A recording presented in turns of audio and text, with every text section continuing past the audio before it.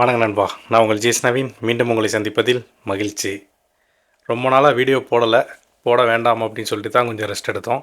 ஏன்னா நம்ம பார்த்திங்கன்னா உங்களுக்கு தெரியும், ஏற்கனவே அண்ணன் அண்ணாமலையோடைய வீத லீடர் அமைப்பில் சேர்ந்து அதுக்கான ஒர்க்லாம் பண்ணிகிட்ருக்கோம். ட்விட்டரு, அப்புறம் இந்த பக்கம் இன்ஸ்டாகிராம், இதோடைய பேஜஸ்லாம் நம்ம ஸ்ட்ராங் பண்ணுற வேலையை பண்ணிகிட்ருக்கோம். யூடியூப்புங்கிறது நம்ம எலெக்ஷன் நெருங்கும்போது இன்னும் 5 வருஷம் இருக்குது அதுக்கு. ஸோ அதனால் மெதுவாக ஸ்டார்ட் பண்ணிக்கலாம். பட் இப்போ நம்ம ரொம்ப ஷார்ட்ஸாக வீடியோஸ்லாம் போட்டு ஒரு 30 செகண்டு 40 செகண்டில் வீடியோஸ் போட்டு போஸ்ட் போட்டு அது மூலயமா ரீச் இன்னும் கொஞ்சம் ஃபாஸ்ட்டாக இருக்குன்னு சொல்கிறாங்க. ஸோ அதனால் அதை ஃபோக்கஸ் பண்ணுவோம் வீத லீடருக்குன்னு சொல்லி அந்த ஒரு ரூட் எடுத்து அப்படி பார்த்துட்ருக்கோம். அதனால் யூடியூப்பில் கவனம் செலுத்த முடியல. ஸோ நம்மளுடைய அப்டேட்ஸ் எல்லாமே அங்கே வரும், இன்ஸ்டாகிராமில், ட்விட்டர்லலாம். அதையும் நீங்கள் ஃபாலோ பண்ணீங்க. நம்மளோட சேனலை நீங்கள் ரெகுலராக வீடியோ பார்க்குறவங்களா இருந்தால் அதையும் ஃபாலோ பண்ணீங்க. பட்டு இன்றைக்கி யூடியூப்பில் வீடியோ போட வேண்டிய தேவை என்ன இருக்குது? ஏன்னா அண்ணாமலை அவர்களே பார்த்திங்கன்னா ஒரு 3 டேஸ் முன்னாடி என்ன சொல்லிட்டாங்கன்னா, டிவிகே கவர்மெண்ட்டுக்கு 1 இயர் நம்ம டைம் கொடுப்போம். இப்போ அவங்கள எல்லாத்துக்கும் விமர்சனம் பண்ணிகிட்டு இருக்கிறதுங்கிறது ஒரு தேவையில்லாத வேலை. ஒரு புறம் பார்த்திங்கன்னா டிஎம்கே எதிர்க்கட்சி அவங்க விமர்சனம் பண்ணுறாங்க. இன்னொரு புறம் அண்ணன் சீமான் பார்த்திங்கன்னா அவங்க விமர்சனம் பண்ணிகிட்டு இருக்காங்க. ஸோ இதில் வீத லீடரும் அதே மாதிரி ஒரு ஒரு அரசியலை பண்ணாமல் கொஞ்சம் ஒரு டைம் கொடுப்போம் 1 இயர், அதுக்கப்புறம் பேச ஆரம்பிச்சுருக்காங்க. இதுக்கு நடுவில் நம்ம என்ன வீடியோ போட போகிறோம்? ஸோ அதனால் நானும் கொஞ்சம் வீடியோ போடலாம் ஒதுக்கி வச்சுட்டு அந்த பக்கம் இன்ஸ்டாகிராம்லாம் கொஞ்சம் ஃபோக்கஸ் பண்ணிகிட்டு இருந்தேன்.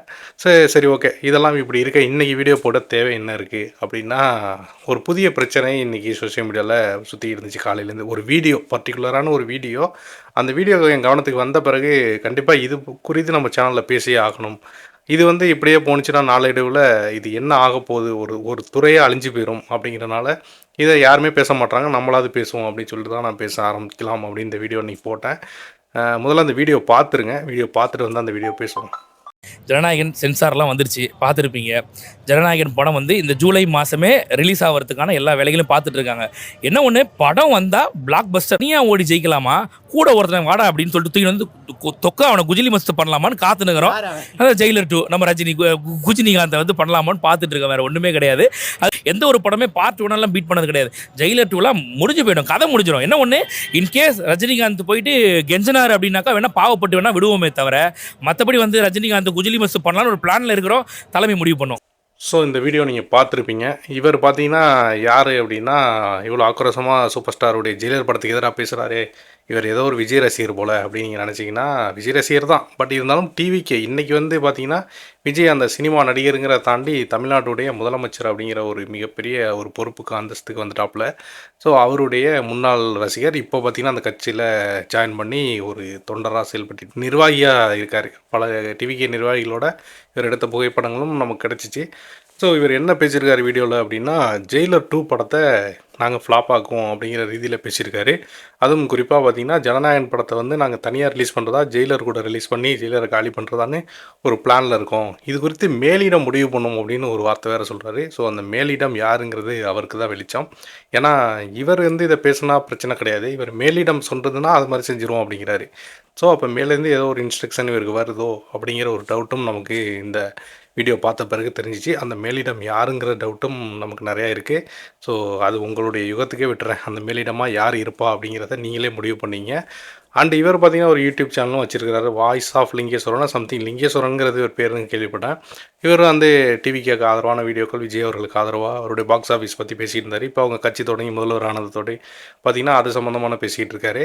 பட் இந்த நிலையில் பார்த்திங்கன்னா இவர் ஜெயிலர் 2 ஃப்ளாப் ஆகும்னு சொல்லி ஒரு சேனலுக்கு கொடுத்த இந்த இன்டர்வியூ வீடியோ தான் இன்றைக்கி ரஜினி ரசிகர்கள் மத்தியில் ஒரு கொந்தளிப்பை ஏற்படுத்தியிருக்கு. ஏன் அப்படின்னா, சூப்பர் ஸ்டார் அவர்களுக்கும் விஜய்க்கும் பிரச்சனை அப்படிங்கிறது ஒன்றும் பெருசாக பர்சனலாலாம் எதுவும் கிடையாது. 2 பேரும் ஒரு வாக்கிய வரப்பு தகராறோ இல்லை வீடு 2 பேரும் பக்கத்து பக்கத்தில் கட்டிட்டு அக்கம் பக்கத்து சண்டையே கிடையாது. ஒரு பாக்ஸ் ஆஃபீஸ் சண்டை. அதாவது இவர் படம் அதிக வசூலாகுதா, அவர் படம் அதிக வசூலாகுதா, 2 ரசிகர்கள் போட்ட சண்டை. நேரடியாக அவங்க போட்டுக்கல அந்த சண்டையை. இவர் அதிக சம்பளம் வாங்குறாரா, அவர் அதிக சம்பளம் வாங்குறாரா, இவருடைய படம் அதிக பிஸ்னஸ் ஆகுதா, அவருடைய இதுதான் 2 பேருக்கும் இருந்த பிரச்சனை. ஸோ இப்போ பார்த்திங்கன்னா அதில் ஒரு படி மேலே போய் விஜய் அவர்கள் சிஎம்ஏ ஆகிட்டார். அடுத்த ஸ்டெப்புக்கும் போயிட்டாங்க. சூப்பர் ஸ்டார் அவர்கள் அவங்க வழக்கம் போல் சினிமா நடிச்சுட்டு அதுவும் அவருடைய ஒரு படங்கள் 600 கோடி 700 கோடின்னு அடுத்தடுத்த பெஞ்ச் மார்க்கை செட் பண்ணிட்டே போயிட்டுருக்காரு இண்டஸ்ட்ரிக்கு. இப்போ விஜய் அவர்கள் போனதுக்கு பிறகு பார்த்திங்கன்னா, கோலிவுட்டில் இருக்கிற இன்றைக்கி மிகப்பெரிய நடிகர்களில் ரஜினி சார் மட்டும் தான் இருக்காங்க. அஜித் சார் படமே பண்ணுறதில்ல, துபாயில் போய் அவங்க ரேஸில் ஃபோக்கஸ் பண்ணுறாங்க. ரொம்ப ஒரு 10 வருஷம் கழித்து ஒரு மிகப்பெரிய பிளாக் பஸ்டரோட இப்போ தான் சூர்யா அவர்கள் கம்பேக் கொடுத்துருக்காங்க. அப்படியே ஒரு கம்பேக் கொடுத்தா கூட கருப்பு படம் 300 கோடி ரூபா வரைக்கும் தான் பிஸ்னஸ் பண்ணியிருக்குன்னு சொல்கிறாங்க. ஸோ இந்த 500 கோடி பிஸ்னஸ் பண்ணுற ஒரு 2 டாப் ஆக்டர்னு இருந்ததே தமிழ் சினிமாவில் சூப்பர் ஸ்டார் ஒன்று தளபதி விஜய் சார் வந்து. ஸோ இப்போ விஜய் சாரும் போயிட்டாரு இண்டஸ்ட்ரியை விட்டு. இப்போ இருக்கிற ஒரே நடிகர் ரஜினி சார் தான். அவருடைய படத்தை நம்பி தான் கிட்டத்தட்ட இங்கே தமிழ் திரையுலகத்தில் ரொம்ப பேர் வந்து வெயிட் பண்ணிட்டு இருக்காங்க இந்த ஜெயிலர் 2க்கு. அது வெறும் படத்துக்கு காசு போட்ட சன் பிக்சரோ அதை டிஸ்ட்ரிபியூட் பண்ண போகிற ரெட் ஜெயின் மட்டும் கிடையாதுங்க. கீழே இருக்கிற திரையரங்க உரிமையாளர்கள், அதுக்கு கீழே இருக்கிற டிஸ்ட்ரிபியூட்டர்ஸ், அதுக்கு கீழே இருக்கிற பாப்கார்ன் விற்கிறவங்க, பானிபூரி விற்கிறவங்க, தேட்டர் வாசலில் டிஷர்ட் அடித்து விற்கிறவங்கன்னு இப்படி அதை சுற்றி பார்த்தீங்கன்னா கட் அவுட் அடிக்கிறவங்க, பேனர் அடிக்கிறவங்க, போஸ்டர் அடிக்கிறவங்க, இப்படின்னு பார்த்தீங்கன்னா இந்த தொழிலை சுற்றி கிட்டத்தட்ட ஒரு 100க்கும் மேற்பட்ட தொழிலே இதை சார்ந்து இந்த சினிமாவும் திரையரங்க சார்ந்து இருக்குது. ஸோ இதில் ரொம்ப முக்கியமான படம் தான் ஜெயிலர். ஏன்னா இப்போ நிறைய படங்கள் வருது. நான் சொன்ன மாதிரி சூர்யா அவர்களுக்கு ஒரு கம்பேக் படமாக அந்த கருப்புவை 300 கோடி தான் வசூல் பண்ணுது. அப்போ ஜெயிலர் வந்து அவங்க இலக்கு டார்கெட் என்ன வைக்கிறாங்க சன் பிக்சர்னால் 1000 கோடி டார்கெட் பண்ணுறாங்க. கூலி படத்துக்கு அது பண்ணாங்க, பட் அது மிஸ் ஆகிடுச்சு. பட் ஜெயிலர் 2க்கு, ஏன்னா ஜெயிலர் ஏற்கனவே ஃபஸ்ட்டு பார்ட்டு 700 கோடி வரைக்கும் வசூல் பண்ணியிருக்கு. ஸோ ஜெயிலர் 2க்கு இந்த பிஸ்னஸ்லாம் வச்சு பார்க்கும்போது 1000 கோடி அவங்க டார்கெட் பண்ணுறாங்க. அப்போ உங்களுக்கு தெரியும் 1000 கோடி வசூல் பண்ணுது ஒரு படம் அப்படின்னா அதில் எவ்வளோ பேர் பலன் பெறுவாங்க. வெறும் அந்த படத்துடைய ப்ரொடியூசரும் ஹீரோவும் மியூசிக் டைரக்டரும் மட்டும் கிடையாது. நான் ஏற்கனவே சொன்ன மாதிரி கீழ் மட்டத்தில் இருக்கக்கூடிய ஒரு அந்த படத்துடைய போஸ்டரை கொண்ட சோத்தில் ஒட்டுறவங்கலேருந்து, பானிபூரி விற்கிறவங்கலேருந்து, தேட்டர் வாசலில் உட்காந்து டிஷர்ட் ரஜினி சாரோடைய டிஷர்ட்டு ஃபோட்டோஸ் விற்கிறவங்க வரைக்கும் பார்த்திங்கன்னா பெரிய லெவலில் லாபம் ஈட்டுவாங்க. இது எல்லா சின்ன நடிகர்களுக்கும் இது நடந்துடாது. பெரிய நடிகர்கள் ரஜினி சார், விஜய் அவர்கள், அஜித் அவர்கள், இவங்களுக்கெல்லாம் நடக்கும். ஸோ இப்படி இருக்கும்போது இப்படிப்பட்ட படத்தை நாங்கள் ஒரு 2-3 டேஸில் ரிலீஸ் ஆனாலும் முடக்குவோம், அதாவது ஃப்ளாப் ஆக்குவோம், அந்த படத்துக்கு எதிராக நெகட்டிவ் ரிவ்யூ பண்ணி படத்தை ஒன்றுமே இல்லாமல் காலி பண்ணுவோம் அப்படிங்கிறது தமிழ் திரையுலகத்துக்கு நல்லதா? இதை ஒரு ஆளுங்கட்சியை சேர்ந்த நிர்வாகி ஒரு வெளிப்படையாக ஒரு பேசி ஒரு வீடியோ விடுறாரு அப்படிங்கிறது இண்டஸ்ட்ரிக்கு என்ன நடக்குமா அடுத்த 5 ஆண்டுகள் அப்படிங்கிற ஒரு பயம் இருக்குது. ஏன்னா இது ஜெயிலர் 2க்கு மட்டும் தான் நடக்குதா, ரஜினி சாருக்கு அப்படின்னா? போன வாரம் கட்டா குஸ்தின்னு ஒரு படம் வந்துச்சு, விஷ்ணு விஷால் படம், உங்களுக்கு தெரியும், நல்லா ஓடிட்டு இருப்ப. அந்த படத்துடைய ப்ரொமோஷனில் விஷ்ணு விஷால் ஒன்று பேசுகிறாரு. அவர் என்ன சொல்கிறாரு அப்படின்னா, சிஎம் விஜய் சார் அப்படின்னு சொல்லிட்டு இந்த பக்கம் தலைவர் ரஜினி அப்படிங்கிற மாதிரி ஒரு விஷயம் குறிப்பிட்டு 2 பேரையும் சொல்கிறாரு. இதுக்கு கீழே கமெண்ட்ஸில் ஃபுல்லாக இந்த டிவிக்கு தொண்டர்கள், என்ன எங்கள் அண்ணன் விஜய் சிஎம் விஜய், ரஜினி வந்து தலைவர் ரஜினியா, அப்போ விஜயை விட ரஜினி பெரியாளா அப்படிங்கிற மாதிரி விஷ்ணு விஷாலுக்கு எதிராக பேச ஆரம்பிச்சிட்டாங்க. பட் அதுக்கப்புறம் விஷ்ணு விஷால் வந்து நிறைய விளக்கம் கொடுத்தாரு. நான் என்னங்க தப்பா சொல்லிட்டேன், விஜய் அவர்கள் சிஎம்மாக இருக்கார், சிஎம் விஜய்னா, ரஜினி சார் என்றைக்கே எனக்கு தலைவர் ரஜினின்னா, இதில் என்னங்க தப்பு, இதுக்கு ஏங்க என்ன திட்டுறீங்க அப்படின்னும் போது, ஏன் நாங்கள் இவ்வளோ திட்டின பிறகு நீ மன்னிப்பு கூட கேட்க மாட்டியா, மறுப்பு கூட தெரிவிக்க மாட்டியா, அப்போ படத்தை ஃப்ளாப் ஆகும் அப்படின்னு சொல்லிட்டு கட்டா குஸ்தி படத்துக்கு எதிராக மிகப்பெரிய அளவில் சோசியல் மீடியாவில் நெகட்டிவ் ரிவ்யூஸை நிறைய டிவிக்கு தொண்டர்கள் எழுதுனாங்க, நீங்களும் பார்த்துருப்பீங்க. பட் அதை தாண்டி அந்த படம் இன்றைக்கி ஒரு 23 கோடி ரூபா கலெக்ட் பண்ணியிருக்கு அப்படிங்கிற அஃபிஷியலான டேட்டா நமக்கு கிடச்சிச்சு. ஃபஸ்ட்டு பார்ட்டோட 2வது பார்ட்டு அதிக கலெக்ஷன். ஸோ டிவிக்கு தொண்டர்கள் நினச்ச மாதிரி அந்த படத்தை ஃப்ளாப் பண்ண முடியலை. ஏன் சொல்கிறேன்னா, ஜெயிலர் 2க்கு அதான் நடக்க போகுது. ஏன்னா ரஜினி சார் அப்படிங்கிறது வந்து அரசியலுக்கு அப்பாற்பட்டவர். அவர் படத்தை பார்த்திங்கன்னா திமுக காரங்க போய் பார்ப்பாங்க, அதிமுக காரங்க போய் பார்ப்பாங்க, சீமான் கட்சிக்காரங்க போய் பார்ப்பாங்க, பாமக காரங்க போய் பார்ப்பாங்க, நேற்று கட்சி ஆரம்பித்த அண்ணாமலை அண்ணனுடைய ஆதரவாளர்கள் போய் பார்ப்பாங்க. அந்த மாதிரி அந்த பியாண்ட் த பொலிட்டிக்கல் அப்படிங்கிற மாதிரி அரசியலுக்கும் அப்பாற்பட்ட ஒரு சூப்பர் ஸ்டாரு. ஸோ அவருடைய படத்துக்கு ஒரு நெகட்டிவை நீங்கள் ட்ரை பண்ணுறீங்க அப்படின்னா, இதுக்கு முன்னாடி சினிமா விஜய் ரசிகர்களாக நீங்கள் பண்ணீங்க, பிரச்சனை இல்லை, அது எந்த பொலிட்டிக்கல் பார்ட்டியும் பெருசாக கண்டுக்க மாட்டாங்க, கடந்து போயிடுவாங்க. பட் இப்போ ஒரு ஆளுங்கட்சியாக இருக்கும்போது நீங்கள் அந்த மாதிரி இருந்துட்டு அந்த படத்தை நீங்கள் ஏதோ ஒன்று நெகட்டிவ் ரிவ்யூ, இல்லை அந்த படத்துக்கு எதிராக, அந்த படத்தில் நடித்தவங்களுக்கு எதிராக ஒரு மிரட்டல், அந்த படத்தை வாங்கி டிஸ்ட்ரிபியூட் பண்ணுற திரையரங்கத்துக்கு எதிராக ஏதோ ஒன்று பண்ணுறீங்க அப்படின்னா அது பொலிட்டிக்கல் பிரச்சனையாக மாறும். இது பொலிட்டிக்கல் பிரச்சனையாக மாறினா விஜய் அவர்களுக்கு மைலேஜ் கொடுக்குமா அப்படின்னு கேட்டால் மைலேஜ்லாம் கொடுக்காது. சூப்பர் ஸ்டார் அவர்களுக்கும் அந்த படத்துக்கு தான் மைலேஜ் கொடுக்கும்.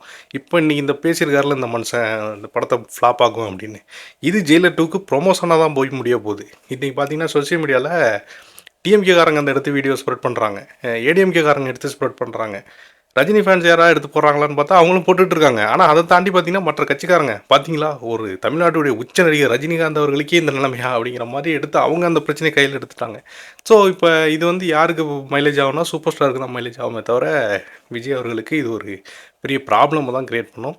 ஸோ இந்த மாதிரி ஆட்களை வந்து டிவிக்கு தலைமை, அதாவது விஜய் சார் வந்து பார்த்து நடவடிக்கை எடுத்து இந்த மாதிரி லூஸ் ஸ்டாக் விட்றவங்களெல்லாம் இதெல்லாம் பெரிய கைது பண்ணுற அளவுக்கு பெரிய பிரச்சனை இல்லை. பட் நடவடிக்கை எடுக்கணும். ஏன்னா அவங்கலாம் கட்சிக்குள்ளே இருக்காங்க. இந்த மாதிரி பேசாதீங்க. இது கட்சிக்கு அவப்பேரை உருவாக்கும். இன்றைக்கி தமிழ் திரையுலகத்துக்கு ரொம்ப முக்கியமான படம் ஜெயிலர். அதை சுற்றி ஒரு 1000 கோடி பிஸ்னஸ் இருக்குது. இந்த மாதிரிலாம் பண்ண வேண்டாம் அப்படின்னு சொல்லி அன்றைக்கி அது ரிலேட்டடாக அமைச்சராக இருக்கவர் ராஜ்மோகன். யூடியூப்ல எல்லாம் உங்களுக்கு தெரியும் அவரை. ஸோ அவர் இருக்கார். அவர் நடவடிக்கை எடுத்தால் நல்லது அப்படிங்கிறது என்னுடைய கோரிக்கை. அதை தாண்டி அடுத்த 5 ஆண்டுகளும் இவங்க கிட்ட சிக்கி இந்த இண்டஸ்ட்ரி என்ன ஆக போகுதுங்கிற பயமும் எனக்கு இருக்குது. ஏற்கனவே ரெட் ஜெயண்டால் ஏகப்பட்ட பிரச்சனைன்னு சொல்லி ஒன்று பேசிக்கிட்டு இருந்தாங்க. ரெட் ஜெயண்ட் இருக்கும்போது கூட அவங்களுக்கு எதிராக பேசின நடிகர்களுடைய படத்தை அவங்க இந்தளவுக்கு பண்ணாங்களா அப்படின்னு கேட்டால் எனக்கு தெரில. ஏன்னா விஜய் அவர்களுடைய படமே வாரிசு, அப்புறம் லியோ, இதெல்லாம் அவங்களுக்கு எதிராக அவர் பாலிடிக்ஸ் பண்ணும்போது கூட பார்த்திங்கன்னா அதிக திரைகளில் ரிலீஸ் ஆகி நல்ல வசூல் தான் பண்ணியிருக்கு. அவங்க பெருசாக அந்த படத்தை முடக்கிறேன், அந்த படத்தை காலி பண்ணுறேன்னு திமுககாரங்க எங்கேயும் பேசி நான் பார்த்ததில்ல. பார்த்திங்கன்னா கட்சி அவர் தொடங்க பிறகு ரிலீஸ் ஆன படம் தான் வாரிசுன்னு நினைக்கிறேன். ஸோ அந்த படத்துக்கு இது கோட்டு அந்த படத்துக்கு எதிராக கூட திமுகவினர் எதுவும் எங்கேயும் போய் நாங்கள் அந்த படத்தை காலி பண்ணுவோம், போஸ்டர் கிழிப்போம், கட் அவுட்டை கிழிப்போம், இப்படிலாம் பேசி நான் பார்க்கல. பட் இருந்தாலும் இவங்க கட்சி ஆரம்பித்து சிஎம் ஆகிட்டு 2வது மாதம் இப்படி ஒரு வெளிப்படையாக ஒரு நிர்வாகி வந்து மிரட்டும் போது மற்ற டிவிக்கு தொண்டர்கள் இதை பார்த்துட்டு அமைதியாக கடந்து போகிறது, இல்லை அதை ஷேர் பண்ணுறது, ரசிக்கிறது, ஆமாம் நாங்கள் பண்ணுவோங்கிறது அப்படிங்கிறது இது எனக்கு நல்லதாக தெரியலை. ஏன்னா அவருக்கும் சூப்பர் ஸ்டாருக்கும் ஒரு மிகப்பெரிய ரசிகர் கூட்டம் இருக்குது. ஸோ இது ஒரு சட்ட ஒழுங்கு பிரச்சனை. இந்த மாதிரி பேசுகிறவங்களால க்ரியேட் ஆக கூட வாய்ப்பு இருக்குது. இதை உடனே நிறுத்தணும் அப்படின்னு சொல்லி இந்த வீடியோவை நான் முடிக்கிறேன். அப்புறம் சூப்பர் ஸ்டார் ஃபேன்ஸ் இதை பற்றி நீங்கள் என்ன நினைக்கிறீங்க அப்படிங்கிறத கீழே கமெண்ட் பண்ணுங்கள். வி த லீடர் அமைப்புக்கு நம்ம நிறையா ஒர்க் பண்ணிகிட்ருக்கோம். அதில் விருப்பம் இருந்தால் அந்த டீமில் நீங்கள் ஜாயின் பண்ணி நம்ம கூட அண்ணாமலை அண்ணனோட கூட நீங்கள் நிற்கலாம். சூப்பர் ஸ்டார் ஃபேன்ஸ் மட்டும் இல்லை, இந்த வீடியோ பார்க்குற யாராக இருந்தாலும் ஒரு அரசியலுக்கு ஒரு புதிய மாற்றத்தை கொடுக்கணும்னு நினச்சிங்கன்னா நம்ம அமைப்போடு சேர்ந்து ஜாயின் பண்ணுங்கள். அதை பற்றி அப்டேட்டும் தெரிஞ்சுக்க நம்ம சேனலை சப்ஸ்கிரைப் பண்ணுங்கள். நான் ஏன் அந்த அமைப்பில் இருந்துட்டு சூப்பர் ஸ்டார் சப்போர்ட் பண்ணி வீடியோ போடுறேன் அப்படின்னா, என்ன இருந்தாலும் என்றைக்கும் நமக்கு தலைவர் அவர் தான். நம்ம என்றைக்குமே அவருடைய ஃபேன் தான். ஸோ அதுக்காக அவருக்கு ஒன்றுனா நம்ம விட்டுருமா அப்படிங்கிற மாதிரி தான் இந்த வீடியோ போட்டேன். மீண்டும் இன்னொரு வீடியோவில் சந்திக்கிறேன். நன்றி.